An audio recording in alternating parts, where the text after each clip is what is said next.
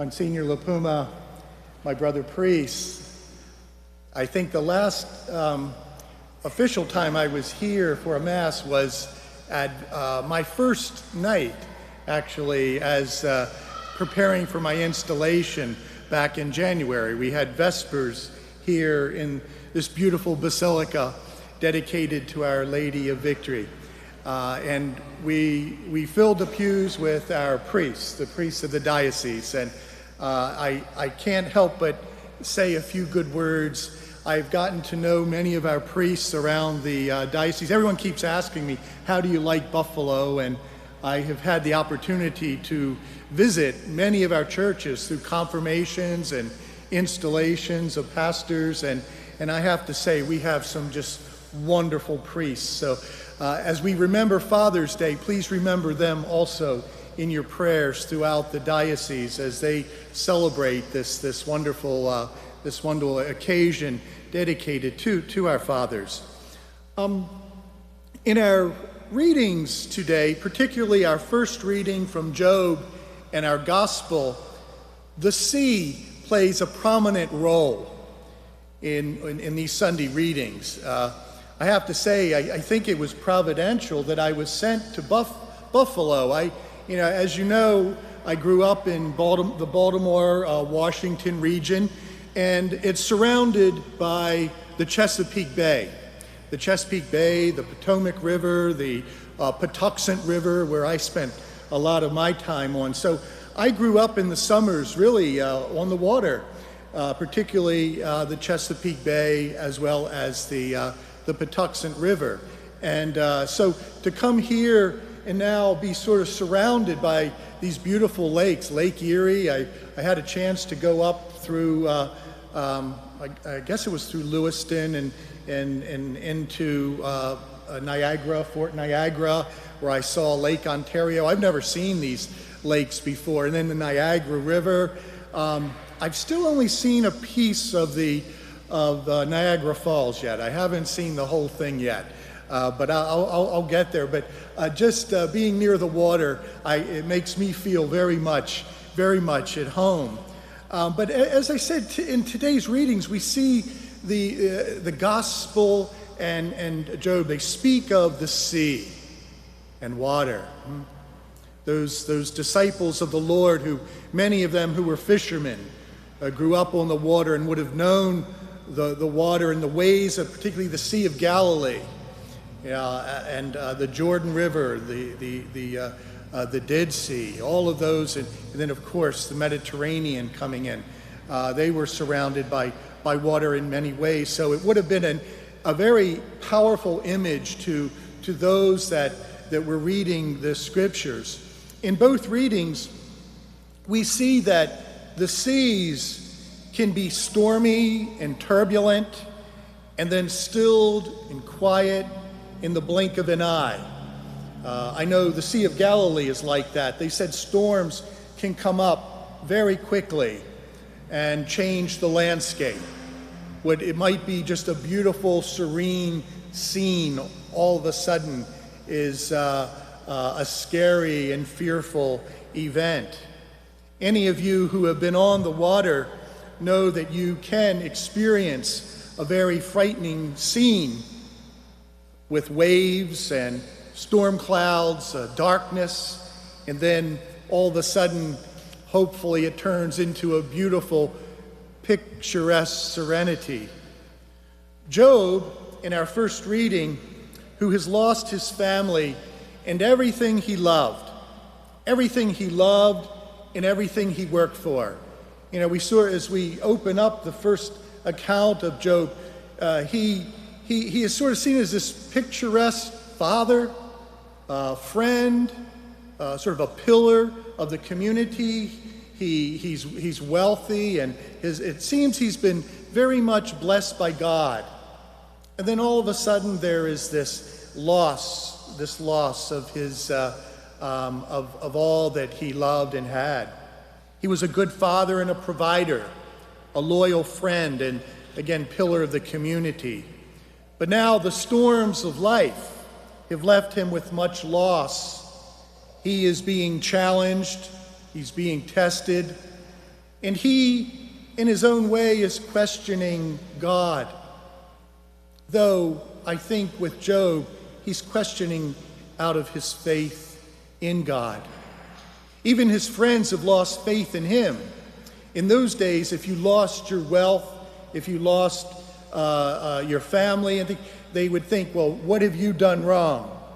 What have you done to make God angry at you? So he's lost everything, even the confidence that his friends have in him. God, who is the Father of all, and who made the sea, who made us, he is there allowing Job to question him. And Job is just, we see out of this questioning, eventually God says, didn't I make everything? Aren't I the creator? Aren't I the one who gave you life? I think so. It sort of boils down to the blessings that God has given to us just in our life.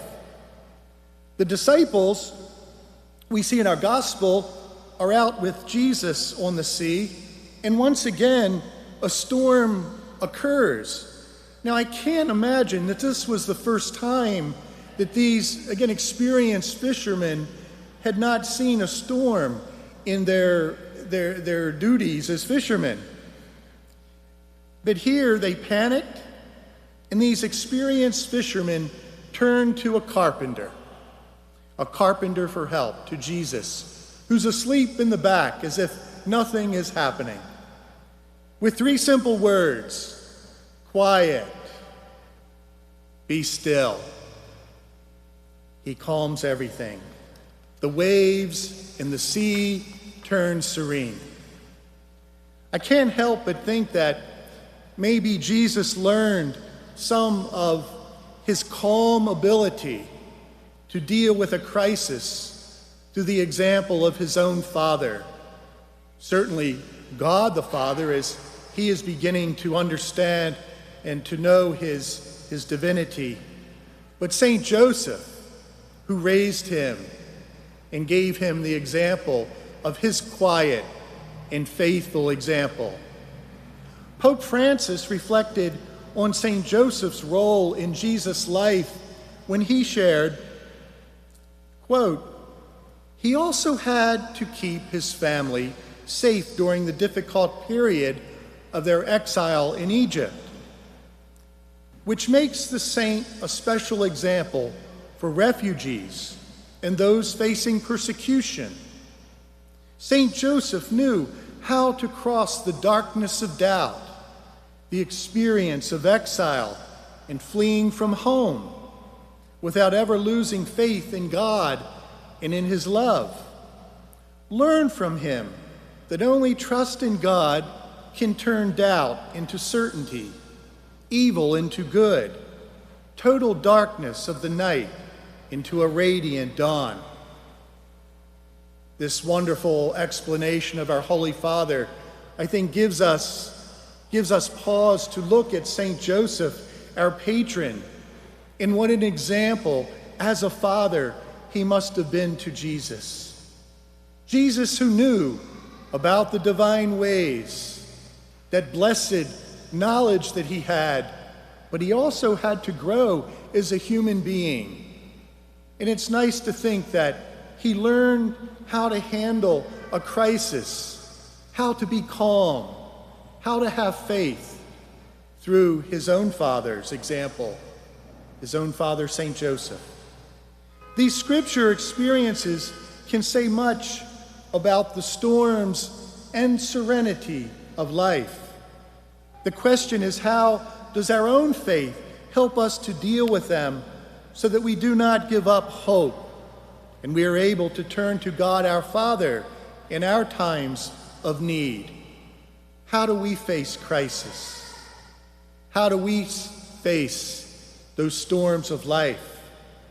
Who has helped us through their example to approach life with faith and steadfastness?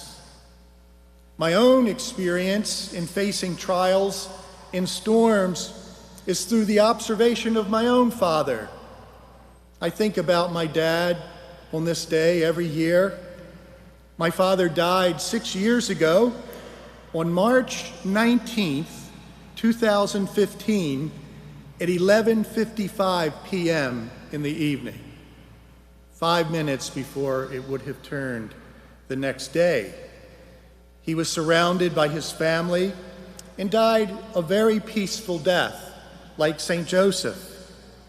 He approached the storms of death like I saw him many times approach his duty as a father, with faith, assurance of God's presence, and a silent reservation of God's will in his life. Again, I hope it doesn't go unnoticed that my dad died on the solemnity of St. Joseph, who shared many of these same qualities of his life. Surely, St. Joseph, our diocesan patron, foster father of Jesus, is the spiritual father of the Church. He gives us a marvelous model and example of fatherhood as we all remember our fathers this weekend. St. Joseph models for each of us those qualities that God our Father exercises in his relationship with all of us. Unconditional love, a consistent concern for our care and protection, safeguarding of our souls, and the preparation of a place in his kingdom for each one of us. Pope Benedict explains it in this way. He said, "There is but one fatherhood, that of God the Father, the one creator of the world, of all that is seen and unseen. Yet man created in the image of God has been granted a share in this one paternity of God." St. Joseph is a striking case of this, since he is a father without fatherhood according to the flesh. He is not the biological father of Jesus, whose father is God alone, and yet he lives his fatherhood fully and completely. To be a father means, above all, to be of service to life and growth. St. Joseph, in this sense, gave proof of great devotion. All men, in one way or another, are called to the vocation of spiritual fatherhood. Some are also called to live this out as fathers of a biological, adopted, or foster children. Our society's observance of Father's Day, in addition to the traditional observance as a holiday, is also an opportunity to highlight the spiritual fatherhood of godparents, priests, deacons, uncles, and other men who often serve as fathers in important ways within our extended family, parish communities, and individual lives. Fatherhood has its origin in God, who chose to reveal himself to us as our Father, sending his only Son for the sake of our salvation. Fathers, therefore, play such a significant and important role in revealing and reliving on earth the very fatherhood of God. In our efforts to honor, offer thanksgiving, and pray for fathers, it is also important to remember that Father's Day can be a difficult holiday for some, such as those who have lost or are estranged from their fathers, couples maybe who are struggling with infertility, and fathers who have lost one or more of children through miscarriage or abortion or in some other way.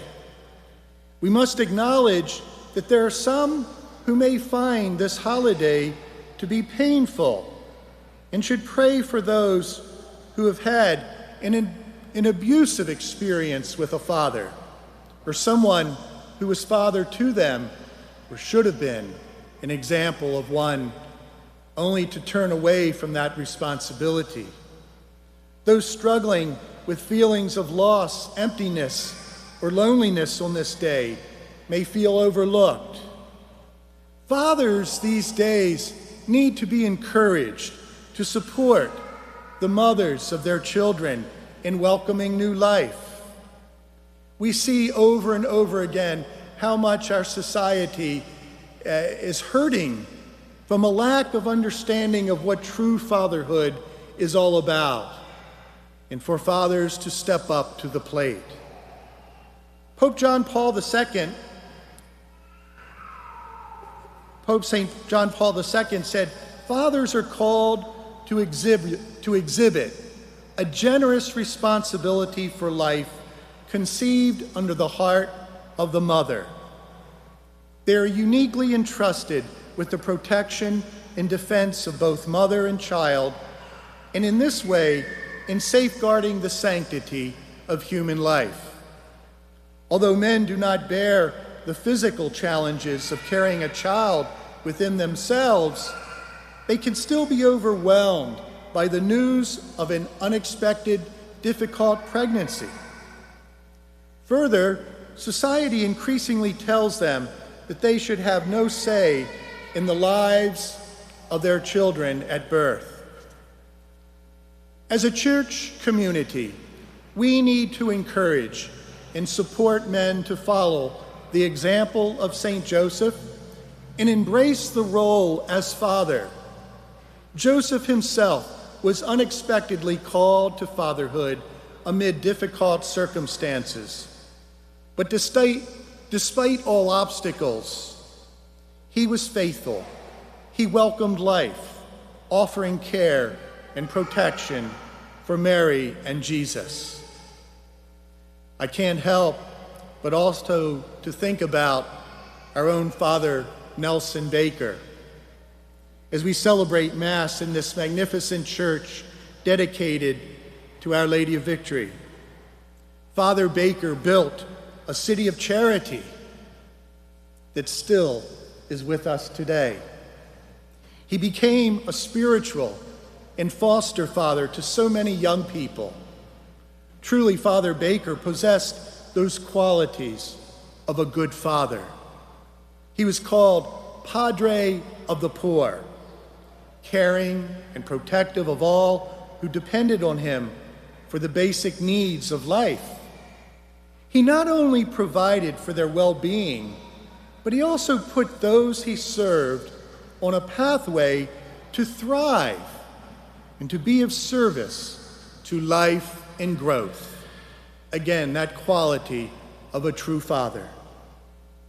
Today, my brothers and sisters, we give thanks for our fathers, our daddies, our papas, our padres, and for all that they represent. Most of all, we give thanks to our Father in heaven, the Father of all fathers, for the life he gives us and the blessings he provides for us. We thank him for being with us in the storms of life, in the serenity of the joys of life. Happy Father's Day. God bless you.